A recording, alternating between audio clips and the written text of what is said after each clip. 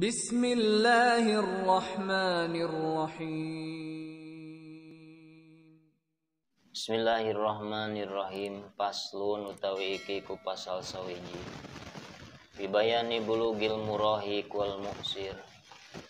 Dina ieu pasal bade ngajelaskeun tentang ayeuna balegna jalma murahiq nyaeta pameget anu hampir mendekati kana baleg. Wal muksir sareng istri anu hampir baleg. Alamatul bulugi utawi piro-piro ciri baleg. Iku salasun telu ari cirina baleg salasun aya tilu. Ieu teh pihakil unsa di hakna istri wasnani jeung dua pihak kiddakari di ayeuna hakna pamegat. Jadi cirina baleg salasun aya tilu di hakna awewe hiji di hakna ayeuna lalaki dua. Ahaduha nu kahijina tamamuhum sa'asarata sanatan. Nu kahijina sampurna umur 15 tahun. Komariatan bari taunna tahun komariah nyata tahun hijriah. Jadi dihitung 15 tahun teh dina bulan hijriah lamun upama lahir tanggal hiji Muharram ke 15 tahun teh dina pas bulanna naon gitu ngitung bulan komariah.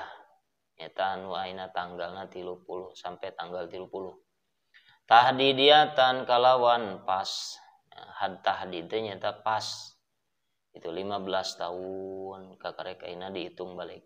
Bittifaqi kalawan ittifaq ulama, sepakat para ulama ayeuna 15 tahunna tahun bangsa Qamariyah sareng hadna tahdid. Fi dzakari wal unsa itu sami cirina baleg nyata dina hakna istri tadi hiji di lalaki dua. Itu. Fi dzakari wal unsa di istri di pameget sareng istri wabtidauha ari ayeuna mimitina diitungna 15 tahun teh sampurna 15 tahun teh minin pisoli jamil badan timulai pisahna sakabeh badan gurudag lahir kalam dunya ta eta diitung tidinya itu jam sabaraha terus poe naon tanggalna tanggal sabaraha hitung sampai ayeuna 15 tahun. Pas we 15 tahun maka baleg mulai narima kewajiban.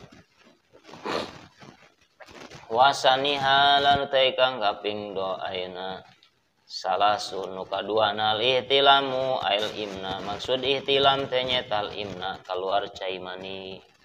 Sok aya istilah nu nyebut ihtilam teh ngimpi jima, ngimpi ayeuna tumpak kuda. Tapi maksud ihtilam di detail imna keluar cimani ciri anu kadua. Wa ilam yahrujil maniyu minad dzakar sanajan cai mani teu kaluar tina dzakar gitu. Maka dihukuman baleg kan ahasa saperti eta si jalma umpama ngarasa kaluar cai mani tuluy ditahan. Eta sami itu lebat kana ciri baleg. Wa sawaun horoja min tariqil mu'tadi sarua ware keluar tina jalan nu biasa atawa aubiri atawa lailian tina jalan anu biasa. Jadi rek keluar tina ayeuna jalan biasa atawa lian tina jalan biasa eta dihukuman baleg. Sarua wae arek pinaumin au yaqdodin waktu sare atau waktu ayeuna udang bijimain au beri arek kalawan jima atawa teu jima kaluar cai mani maka dihukuman eta baleg. Fi dzakari wal unsa ieu teh sami di istri sareng di pameget ihtilam ieu teh kaluar cai mani di istri atau di pameget. Litis isinina umur sabaraha kaluar cai mani teh umur 8 tahun tauna qamariyah tahdidiatan di bangsa tahdid teu kurang teu leuwih pas gitunya litis isinina indal Bajuri monggo Imam Bajuri Wasirbini jeung Imam Sirbini waladi tamam Ibnu Hajar wasul Islam anna takriran nu dipilih ku ayeuna Imam Ibnu Hajar jeung Syekhul Islam Imam Ghazali mah anha takribiyatun ieu teh had takrib bisa ayeuna non kurang leuwih gitu cenah wasali suhanu katilunal haidu pil unsa anu katiluna ciri baleg teh al haidu haid Ieu mah khusus fil unsa di istri litis isinina karena ayeuna umur masuk kana umur 8 tahun. Istri anu tos umur 8 tahun terus keluar darah haid eta dihukuman baleg. Bari takribiyatun hadna takrib itu dimana kurangan teh bi an kana nuqsa aqlu min sittata asara yauman, kurangna teh anu ayeuna leuwih saeutik daripada 16 poe 16 peuting. Jadi 8 tahun kurang 16 poe 16 peuting keluar darah eta dihukuman darah haid. Lamun kurangna 20 poe 20 peuting eta teu dihukuman haid. Kunaon kurang 16 dihukuman darah haid dihukuman baleg? Sabab waktu 16 poe 16 peuting mah mahi keur akolna haid jeung ayeuna akolna suci. Maka lamun kurang 16 poe 16 peuting eta dihukuman haid terus dihukuman baleg eta si istri. Itu. Kumaha cenah wa amal hunsa fa hukmu annauin amna min dzakari ai hunsa nu boga alat dua hunsa mah. Itu boga kelamin dua maka hukumna hunsa mah nauin amna min dzakari lamun keluar cimani min dzakari tina dakarna tuluy haid tina parjina maka hukima bibulugihi dihukuman baleg. Jadi kudu ayeuna dua nana geus kaluar cimani jeung naon tina dakar jeung tina parji nana teh aya nu kaluar tina dakar cimani tina parji darah haid maka hukum baleg. Jadi lamun keluar tina salah sahiji alat kelamina atawa ayeuna min ahadi parjaihi tina salah sahiji parjina palayu kamu bibulugi maka tong dihukuman baleg. Itu. Wa inna ma dzakara musannif awala masalatin fil fiqhi pastina musannif nutur dina ieu awal masalah ilmu fikih nutur atau nyaritakeun ngabahas kana alamatul bulug cirina baleg. Naon sababna salianna munata taklif karena sanyana tujuan taklif alal baligi eta ditujukeunna ka jalma anu geus baleg duna sobi lain ka bocah lain ka budak leutik wasobiyah lain ka budak awe nu leutik keneh. Itu jadi tujuanna ka jalma anu baleg maka dibahas ku musannif itu pertama-tama dibahas tentang ciri baleg nah sabab tujuan tina taklif dititahna ibadah teh jalma anu baleg lain budak. Lakin yajib ala sabil fardhi kifayah ala aslihima adzukur wal inas ayya murahuma bisolati tetapina fardu kifayah hukumna ka inung bapana ka orang tuana nya orang tua nu dzukur wal inas lalaki atawa awewe ayya murahuma gitu. Budak lalaki jeung budak awewe ku inung bapana kudu diparentah bis sholati bae parentahkeun salat eta budak lalaki atau budak awewe nu can baleg teh hukumna fardu kifayah ka inung bapana. Wa ma tatawaqqafu alaihi kawuduin jeung wajib nitah wudu anu dibutuhkeun keur nyampurnakeun kana salat nyaeta wudu wajib kifayah hukumna kudu ayeuna budak leutik lalaki rek awewe kudu diparentahkeun wudu samemeh salat wanahwi jeung sampana wudu. Sabada iraha eta wajib diparentah wudu jeung salat teh sabada sampurna umurna eta budak teh sampurna 7 tahun di mana tamyiz. Kumaha ari tamyiz wa hadu tamyiz wa yasiro bihaisu ya kulani wahdahuma wayasribani wahdahuma wayastanjiani wahdahuma. Jadi yang disebut tamyiz teh nya eta si dua budak lalaki atawa awewe teh geus bisa dahar gitu. Geus bisa dahar ku sorangan, geus bisa nginum ku sorangan, geus bisa obeh ku sorangan gitu.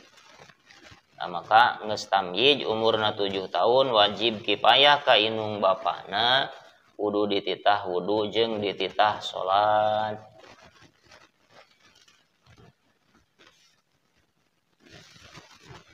Fala yajibul amru idamaya qabla sab'i. Teu wajib diparentah wudu jeung salat di mana tamyiz.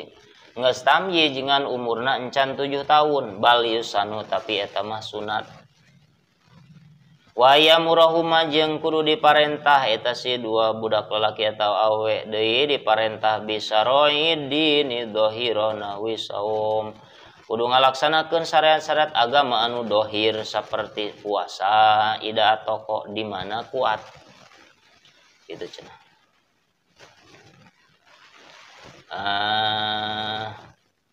Di mana kuat karena puasa.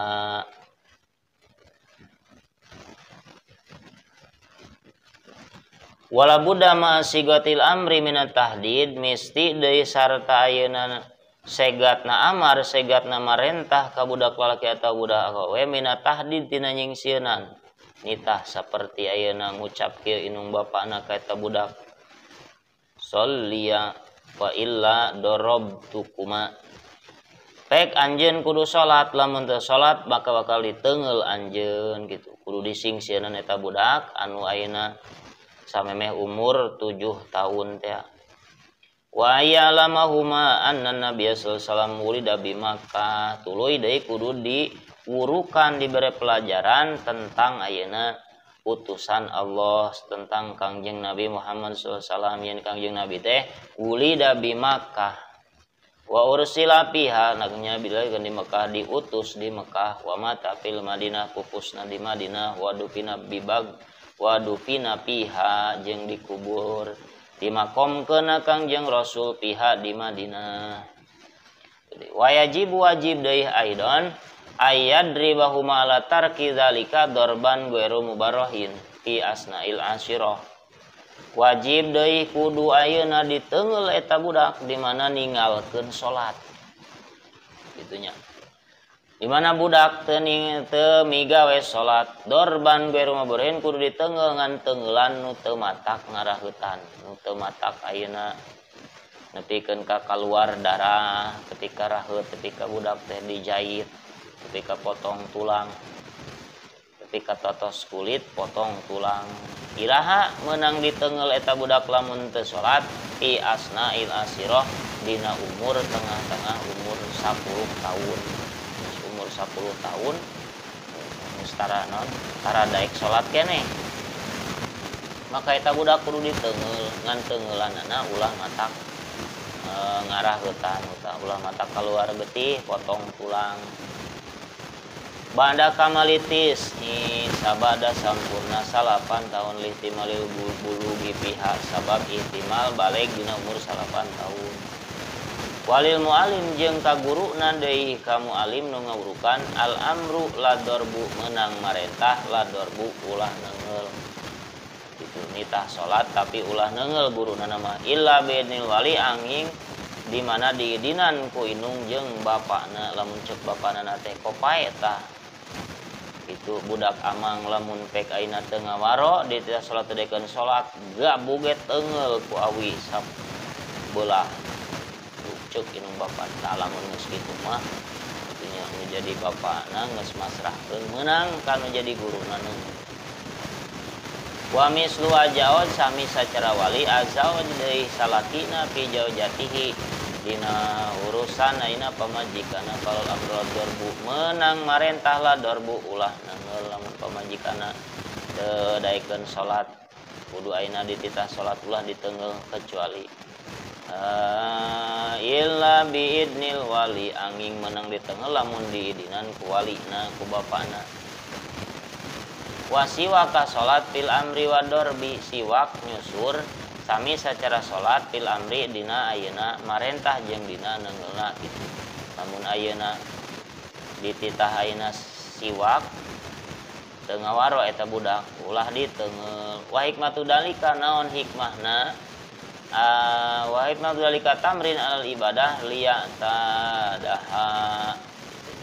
Hikmahna nyaeta ngalatih budak kana ibadah supaya terbiasa kana ibadah. Jadi di mana geus gede geus baleg eta budak geus kolon moal ayeuna hese deui sabab ibu budak geus terbiasa kana salat salat pala yatruka ninggalkeun deui insyaallah taala wallahu a'lam.